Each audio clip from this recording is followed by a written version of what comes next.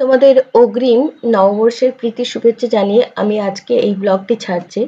এই ব্লগটিতে থাকছে গতকাল ছিল নীলষষ্ঠী। নীলষষ্ঠী মানে হচ্ছে সন্তানের মঙ্গল কামনার জন্য যে মায়েরা ব্রত করে, সেই ব্রতটা আমরা জেনেই এসেছি। আর এই ব্রতটা প্রত্যেক মায়েরাই করে।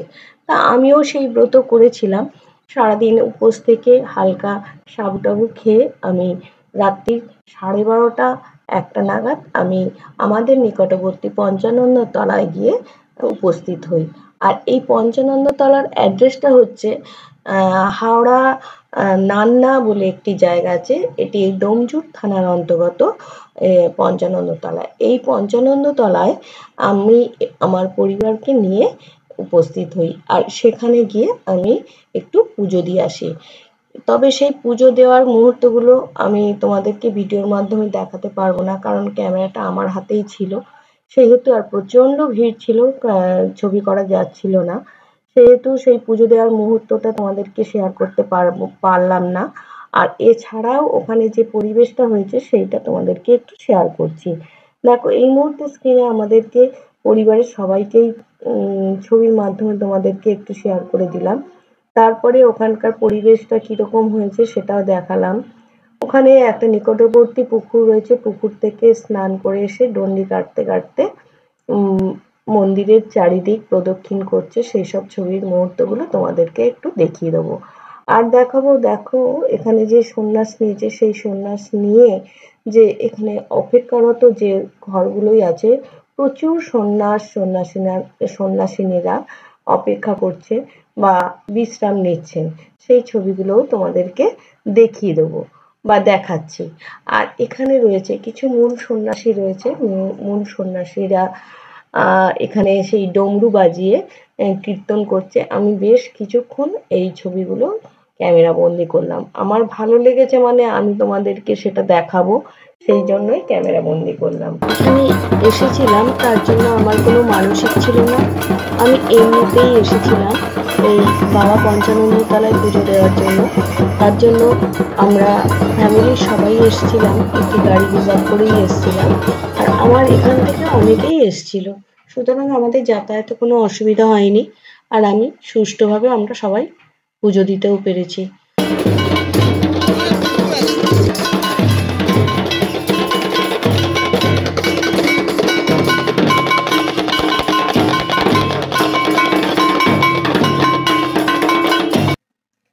স্ক্রিনে যে ছবিটা দেখতে পাচ্ছ, সেই ছবিটা দেখে তোমাদের অনুভূতি হবে যে এখানে একটা গ্রুপ যারা সন্ন্যাস নিয়েছে তারা ডমরু বাজিয়ে, ঢাক ঢোল বাজিয়ে কিভাবে কীর্তন করছে, সেই ছবিটা একটু আমি ক্যামেরা বন্দি করলাম।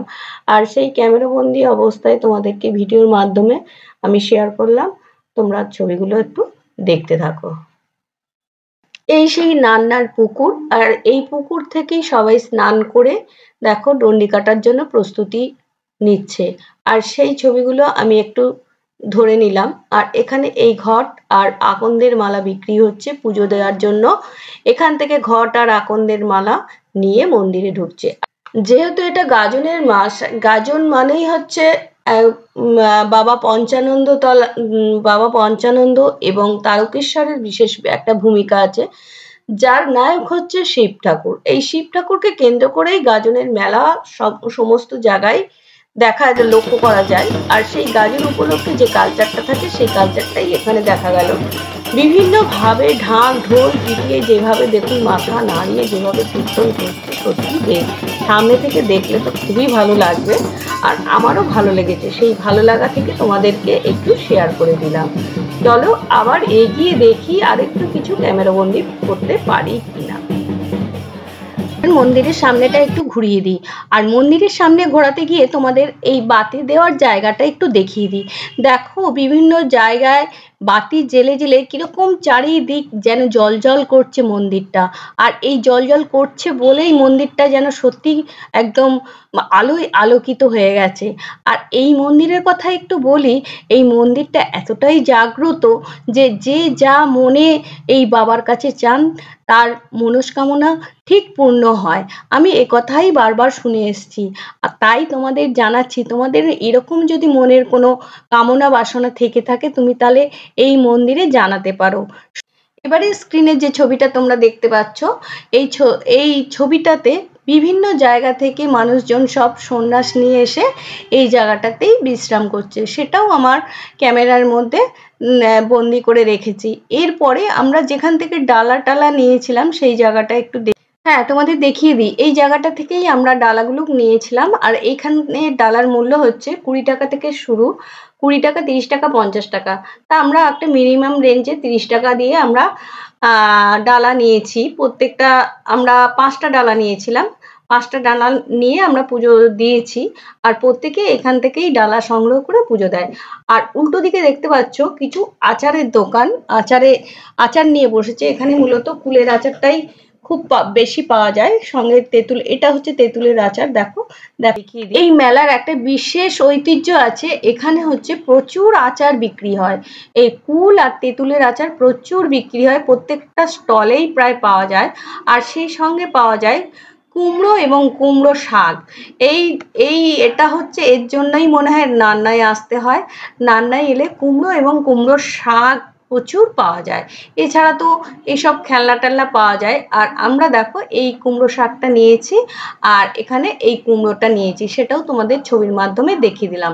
আর এই দোকান থেকে দিদিদের কাছ থেকে একটু পাঁপড় নিয়ে নিচ্ছি। সেই পাঁপড় খেতে খেতে মোটামুটি আমরা বাড়ির দিকে রওনা হব। আমরা যখন বাড়ির দিকে রওনা হলাম তখন প্রায় 2টো বাজে। বেশ ওই রাত্রে জার্নি করতে বেশ ভালোই লাগলো। আমি যখন মন্দিরে ঢুকে পুজো দিচ্ছি তখন আমার মাথার উপর দিয়ে, আমি কেন অনেকেই ছিল, মাথার উপর দিয়ে চাল আর মুগ ডাল ছুঁড়ে দেওয়া হচ্ছে। আমি তখন কাউকে জিজ্ঞাসা করলাম যে এটা কেন করা হচ্ছে, তখন একজন বললেন যে কারো মানসিক যদি ফুলফিল হয় তাহলে এই চাল আর মুগ ডাল দিয়ে পুজো দেওয়া হয়। এখানে এই রীতি রেওয়াজটা আছে। এটা আমার প্রথম জানতে পেরে আমার খুব ভালো লাগলো এবং তোমাদেরকে শেয়ার করি। এরপর বলি যে কুমড়ো শাক নিয়ে এসেছিলাম, সেই কুমড়ো শাকটা কেটে ফেললাম। আর এই কুমড়ো কেটে ফেলেছি, কেটে প্রতিবেশীদের কিছু দিয়েছি, কিছুটা রেখেছি। আর এই সয়াবিনের তরকারি, কুমড়ো শাক আর একটা তেঁতুল শুক্তো করেছি। এটাই আজকে আমার রেসিপি। তাহলে ব্লগটা আমি এখানেই শেষ করলাম।